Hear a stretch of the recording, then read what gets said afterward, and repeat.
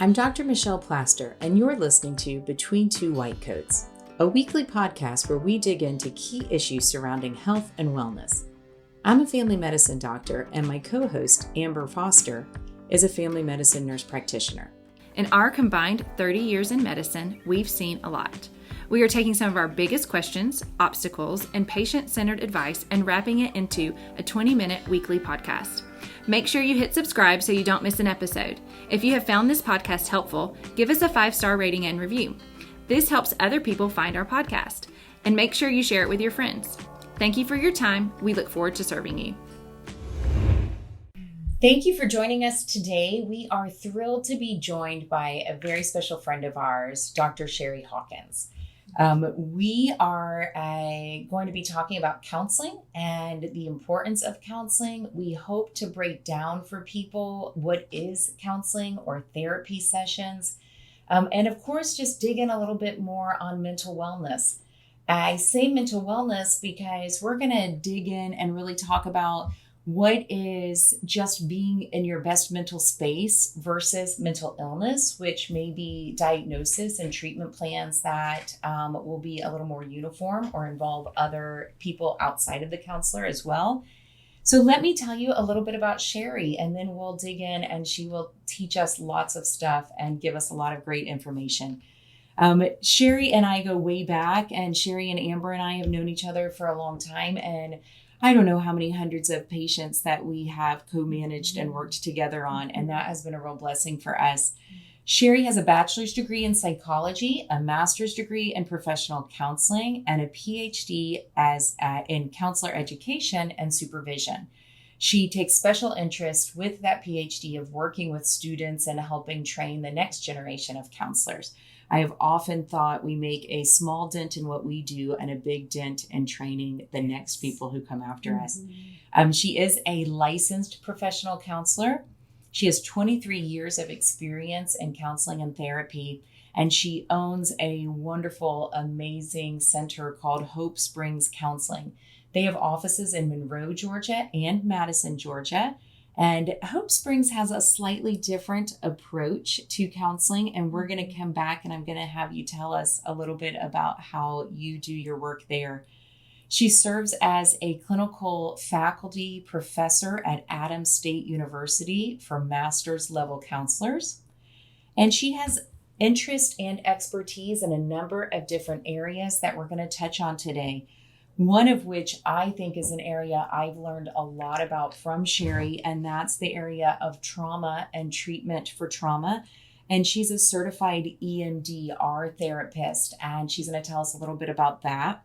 She's certified anger management specialist. She works in yoga therapy, nature-based counseling, and is a certified forest therapy guide, which is super interesting, and I think something I personally would benefit from. And she's a certified supervisor for counselors. And I love, my favorite thing on your website is that you say you love being invited into a person's story and joining people in their journeys, which is a great way to think about therapy and counseling. Absolutely. Let's start by you telling us about Hope Springs. Okay. Hope Springs came about when I decided 10 years ago that I was tired of working in an environment where I couldn't really dig into the community and be involved in people's lives in a deeper way. So feeling that sense of isolation, I decided I'm going to bring my practice and my work to my own community. So I opened Hope Springs and planned on just serving people as they needed, just me. I had no plans to bring on other clinicians. But several years later, I actually had someone approach me wanting a place to serve within their practicum and internship. And I reluctantly agreed because at that point, I didn't see the vision that is now Hope Springs. I knew that I wanted to serve, but I didn't see the bigger picture. So long story short, we began collecting clinicians as people had interest and as I felt led to bring them on and felt like it was a good fit and we had similar philosophies in treatment. And so here we are today with our center in Monroe with highly skilled clinicians, and we are consistently adding more as, again, we feel like it's a good fit, and they share the same philosophy of the whole person perspective of treatment. So now we have our location in Monroe and Madison.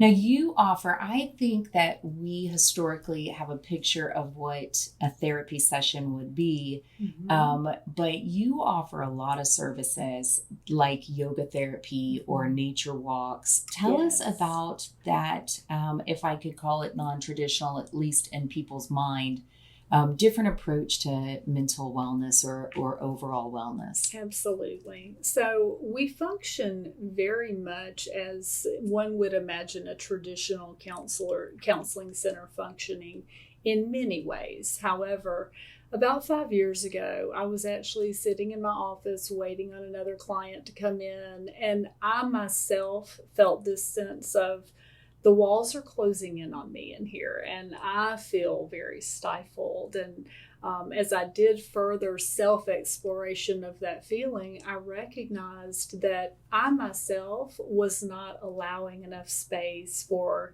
intentional ways to bring my own stress level down and decompress from the work that we do in helping people hold their stories. So I began that process of exploration and realization that all through my life, nature had been one of my places of peace and that decompression feeling.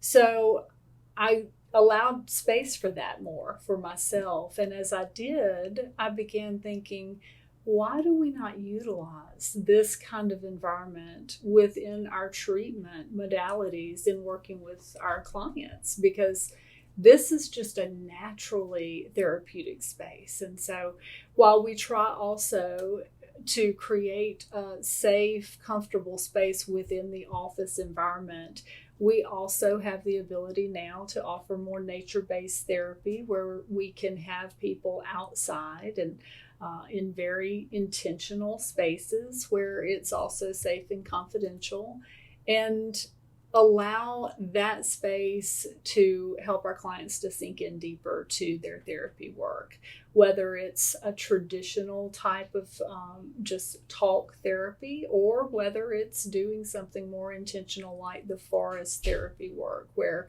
we're actually taking time to have an excursion with intentional activities in a forest environment. So we have different ways that we can incorporate many different types of environments and treatment modalities, but we also still offer that therapy space within our office so that people who do want the safety and security of that environment still have that option. I love that. And I think it's a one size doesn't fit all approach to anything. That's right. I personally love that because I'm an outside exerciser, and I will feel so de-stressed if I go for a run outside or a walk outside. And if I'm on the treadmill, I think I'm more angry when I get off the treadmill than when I get on. It's just, and other people can get on that treadmill and be in their safe zone.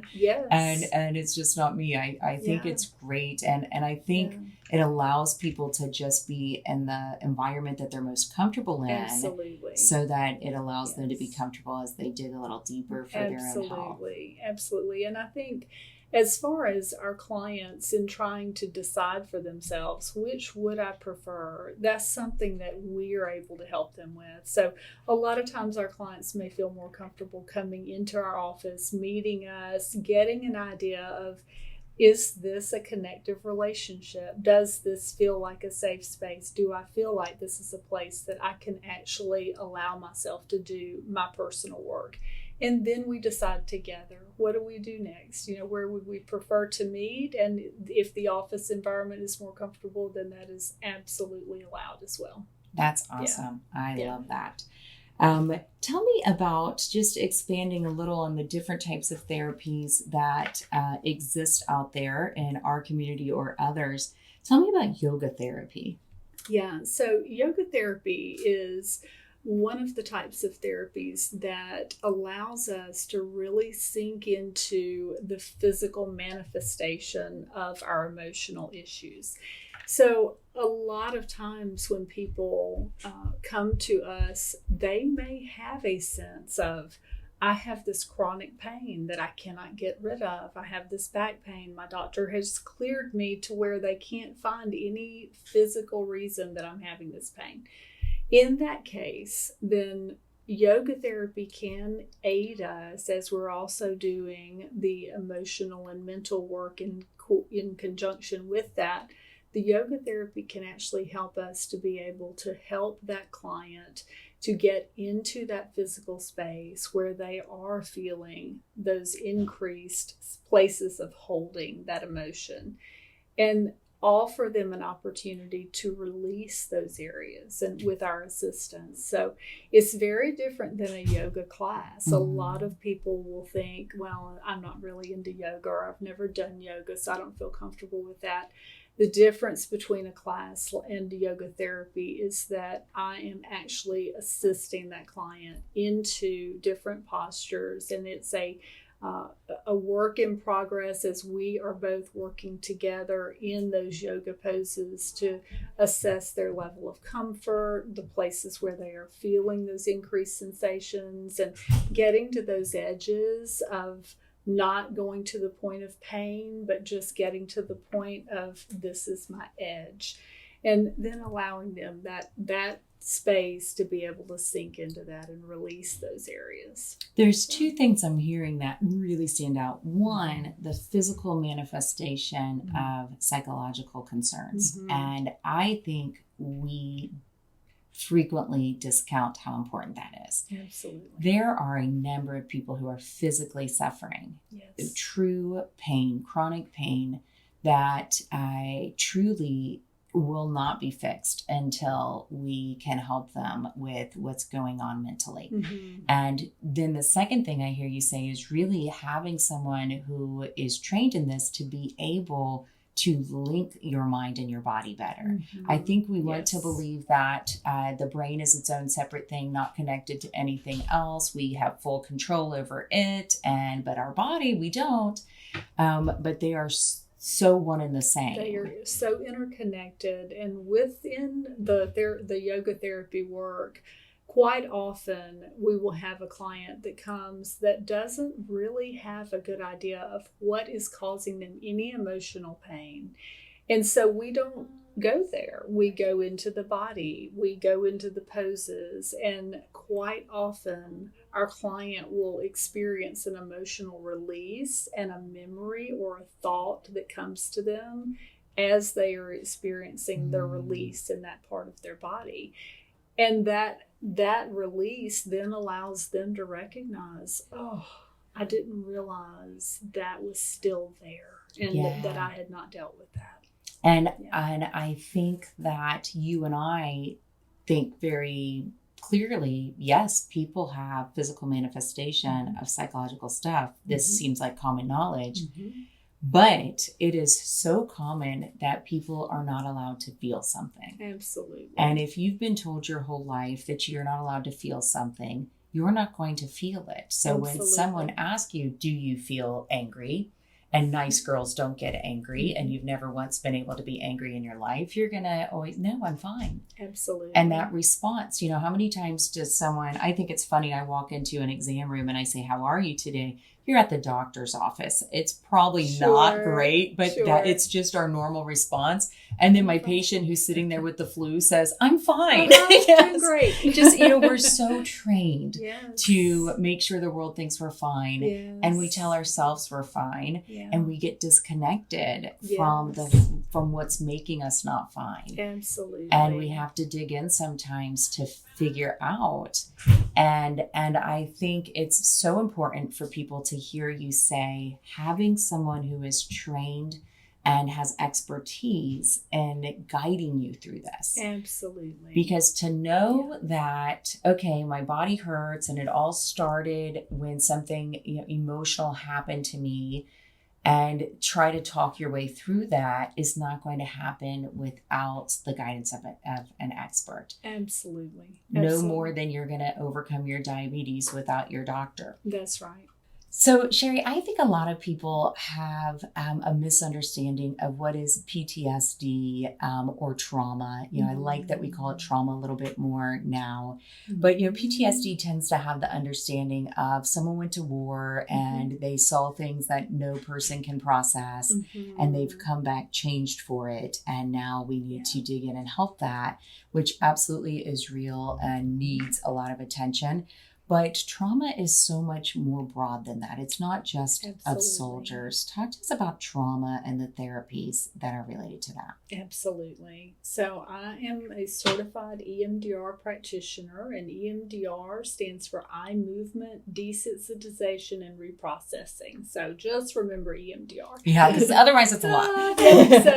So that is one of the treatment modalities for trauma. However, there are so many clients that come to us, and I, as the therapist, can see the benefit that the EMDR therapy could have in their specific situation. And yet I'm always very careful not to name it as trauma with that client who has not heard of EMDR or hasn't really named it as trauma themselves. Because so many people don't recognize even seemingly small things that happen in their lives that then lead to larger repercussions on their health and relationships. So I tend to give what I consider sort of the little t version of trauma example of, say you're 5 years old and you've got two friends on the playground and they tell you, I don't want to play with you. We want to go play by ourselves.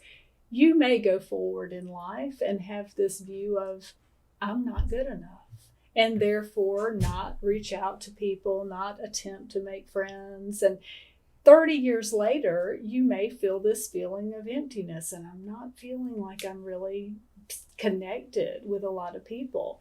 Most of the time, people are not going to go back to that 5-year-old incident on the playground. And it may or may not be just, of course, related to that. But what tends to happen is that would be considered a memory that they may have somewhere stored down deep in their memory bank, that as we're talking through experiences, it may come up. They may have themselves this moment of realization of, I've never really had friends. Well, when did that start? And so people tend to have this conception that therapists have you lie on the couch, let's talk about your childhood and tell me how you feel. And that's not what we do. And yet there is some validity to those moments that come up that we have memories related to. And it's not about like the significance per se of that moment in time, as much as it is, what did we walk away from with a negative belief about ourselves in regard? So if we have walked away from that experience with, I'm not good enough or I'm not likable, then there are other evidences that we then collect, data points throughout our life that people are looking for. See, I'm not that. And so then it affects their relationships. So when someone comes in and says, I don't have a social network. I don't really have any close friends. Let's talk about that. Let's talk about when did that start? Tell me about a time that you did have a close friend. And so we may go back, but it's in order to inform what is happening now. The EMDR treatment is a means to be able to go back into those memories where we identify, I'm pretty certain it started right about here, although we don't have to be absolutely certain that was where it started. A memory can represent many different experiences that are related. So if we, using the EMDR, target one of those memories and the belief that we then walked away from that experience, it helps our brain to break those trauma connections that were made in that moment and heal and have our going forward way of being very different than before, as we were then walking away with, I am enough, I am likable, that kind of shift can happen using that EMDR therapy. So little t, trauma, is one piece of that puzzle, but then there are experiences that people have that they themselves would say, I know I have PTSD. I had this major car wreck. I was in active duty in Iraq. And here I am now experiencing all of these negative ramifications in my life.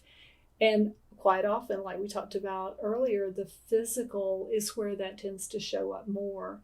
So while we talked about the yoga therapy earlier as a means to be able to help the body release some of those emotions, the EMDR would be considered sort of your gold standard in treating what we're holding and where it's manifesting itself in the body.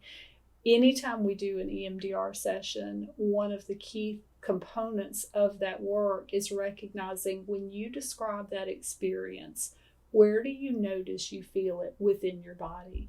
Almost every time we ever do that, the person immediately says, oh, it's right here, or it's in my chest, or I feel it in my stomach, like a gut punch. And wherever they're holding it, they can usually tell you, I'm feeling it right now just talking about this. So the mind-body connection is so strong that people feel it, even if they're not reliving that experience, they're just talking about it. But we don't tend to recognize that on our own, that our bodies are hurting and I'm thinking about this. So that's where we come in as the therapist, to help you identify and make those connections. Because when we are just sort of going about our daily lives, we may have a stomach ache, or we may have this pain in our neck that we just can't get rid of. And we're focused on the pain. We're not spending time thinking about, what was I thinking about right before I started feeling that significant pain in my stomach. That's where we as therapists are trying to help you identify those places and make that connection. How long is a typical session with EMDR? So when someone comes to see us, they are there for a 1-hour session. EMDR is something that we will assess readiness for. We help you develop resources within your own world to be able to have different coping strategies in place as we're doing the trauma work. So it's a process. So someone would come to us for an initial session, let us get a good picture of what we think is going on, and then develop a plan for EMDR. When we set up an EMDR session, when we've established that relationship and we've decided next time you come, we're going to do the EMDR work, we can do that also within a 1-hour session. So, yeah. That just makes me wonder. A lot of people don't know what to expect from therapy, or they think, oh, is that something I go to for the rest of my life? Or can you help someone who may be a little intimidated by the thought of going to therapy as to what they might expect? Absolutely. So all of my therapists at Hope Springs, one of the things that I look for when I bring clinicians on to join me is the ability to really be gentle, real, connective, personable with the clients that they work with. We know that if they have an established relationship that feels connected and they feel safe and secure, that client is going to feel safe in being able to allow themselves to acknowledge some things that are hard to probably even acknowledge for themselves. So when they come, it's very much like coming into someone's living room and meeting someone for the first time, and then having that experience of, okay, here we are. This is who I am. This is who you are. The therapist is there to join that person in their healing journey. And so they are there not as the expert. They're there with a lot of experience, a lot of things that they have learned that can help within the treatment with that client. But there is very much this collaborative sense and a relational connection that is established within that working relationship. So when they are within our office, in either our Madison or Monroe office, it very much feels like you're in someone's living room or den just having conversation. Our conversation's very intentional, and you would not hear, how does that make you feel? We're there. It's not like being on Dr. Phil. It's not. So we're there to really help them identify what is it that is causing a lot of your experience of pain right now, emotionally, physically, whatever is bringing them to therapy. Let's help sort of uncover what you feel like are the key pieces that are causing you the most stress right now. And then let's decide together what strengths do you already have, resources do you already have within your world, what areas could be causing you to feel inhibited in being able to go forward and feel better. And then we work together to create a plan for how do we get there. Like if you are deciding for yourself you'd like to be here, and here you are today, what do you already have in place that's working? What do we maybe need to change? And let's work together on getting a plan together. So part of that plan may include EMDR work. It may include checking in with their doctor and getting a physical and eliminating any worry of anything contributing to their condition physically. It could involve also adding in someone like a psychiatrist who could do a broader assessment and evaluate for any potential medication benefit that could help complement the therapy. So we are looking at that person, like I said earlier, as this whole person. We're looking at how are we going to help them reach the goal that they've set, and what other professionals could be involved within that treatment plan that would give them the most chance of success in getting there. I think one of the things with trauma therapy, or what I've seen behind closed doors here, is that what's trauma for you is not necessarily trauma for me, and vice versa. And so sometimes people will say to me when I've said, hey, you know what, I think you could really benefit from some therapy, and I refer them to Hope Springs often for the EMDR. Mm-hmm. They don't realize that what they've experienced is trauma. And I'm like, well, that's, even though it might not be something huge, like you said, like little T trauma can be the 5-year-old on the playground. Absolutely. What is the easiest way, like for someone today that might be like, oh, some of this is ringing true. What are some of the like check boxes that you say this would be considered little T trauma versus most of us can assess, like, you know, I was a veteran, or, you know, those are big T traumas that we say. That people can easily identify, rape, molestation, those types of things. But the little T traumas, I think, is where people struggle. And that's honestly where I see it most often, that they're hanging on to that.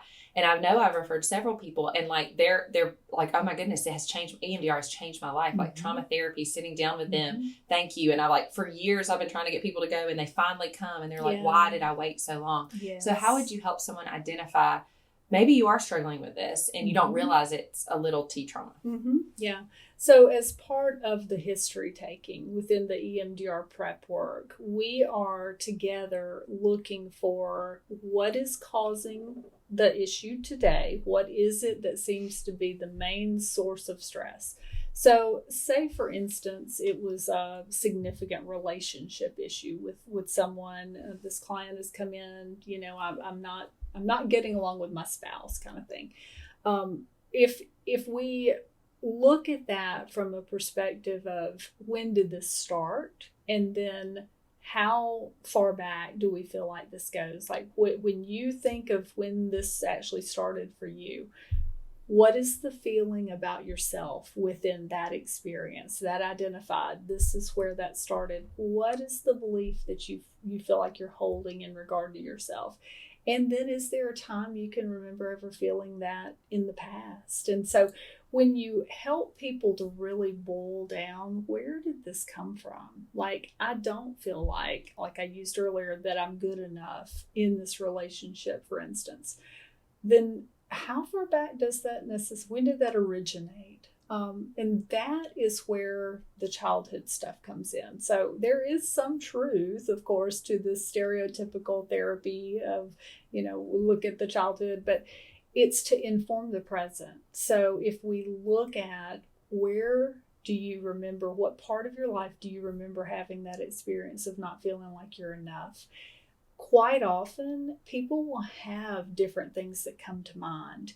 It doesn't have to be the little t. So I think that that's where a lot of people feel a lot of pressure and stress, especially as they think about getting help, is I don't really even know what I would talk about. And I don't know where this came from. And I don't have like this major thing that happened when I was young.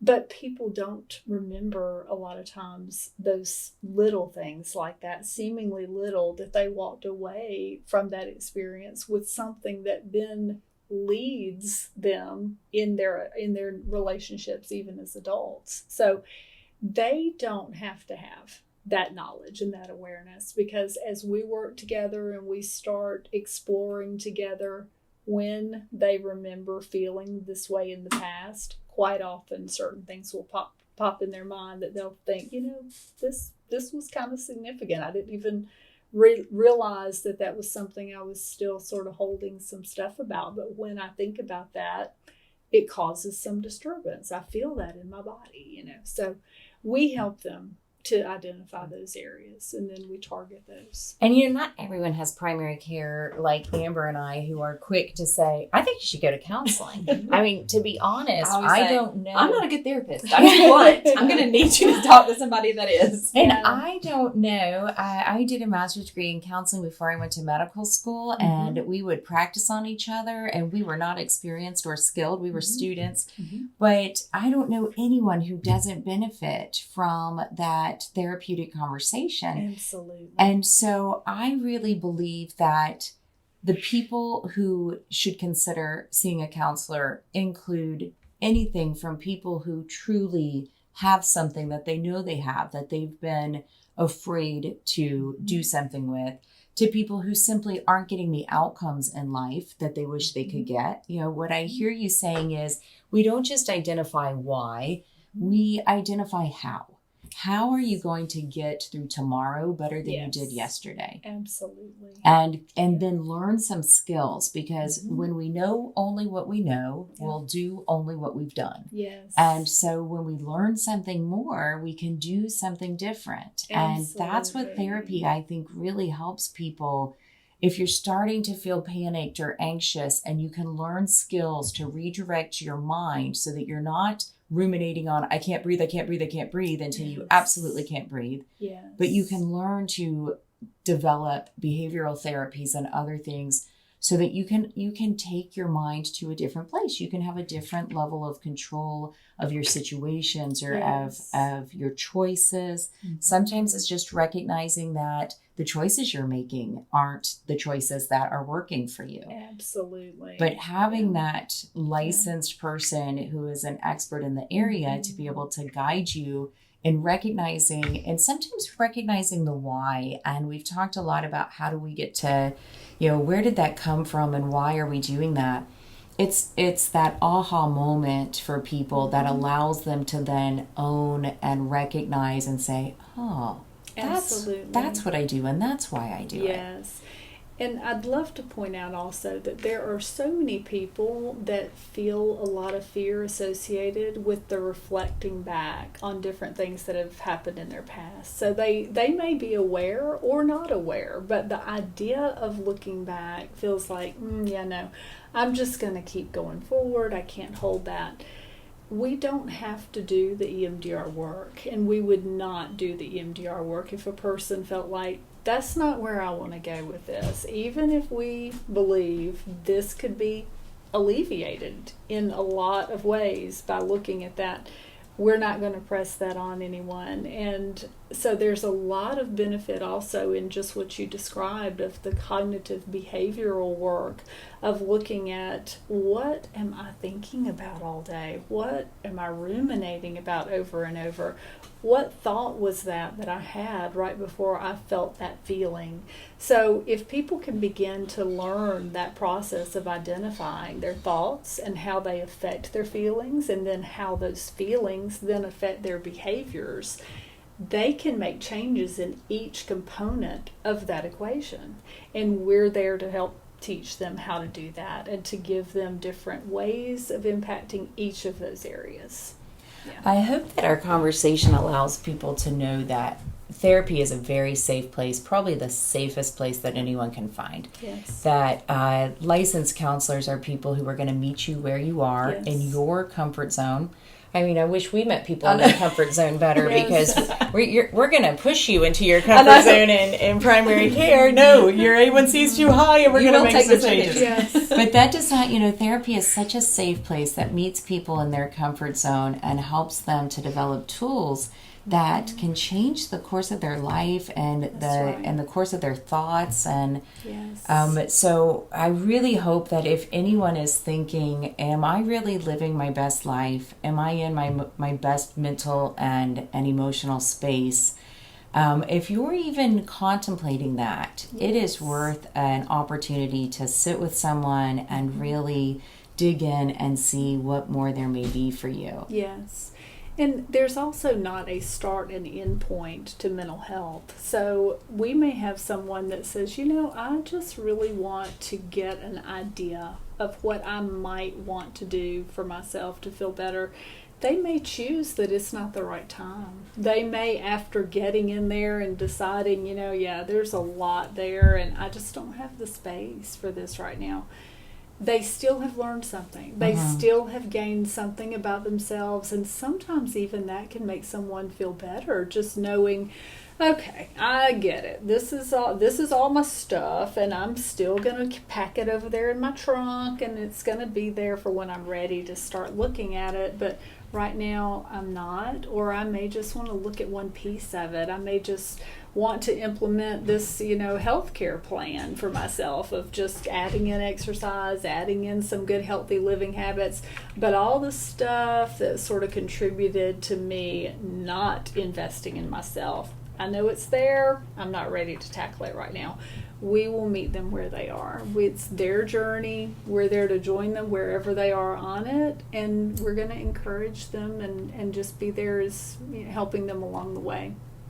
So I hope if you are out there and you're thinking at all that life is a little bit harder than what it needs to be, that you can talk to your primary care, you can seek resources in your community for a good counselor or therapist who can help guide you forward. Yes. We like to finish each episode on a positive note. So here's today's Tell Me Something Good. Something good is therapy. I have a master's degree in counseling. And when I was a person in my 20s doing my master's, I really enjoyed counseling each other as we learned how to become counselors. At that moment, I came to learn that every single person benefits from therapy. If you feel like you have some things that you would like to sort out or thoughts that you could use some assistance with, I strongly encourage you to look into getting some counseling. It is a life changer for so many people. Thank you for joining us today, and until next time, take care of yourself.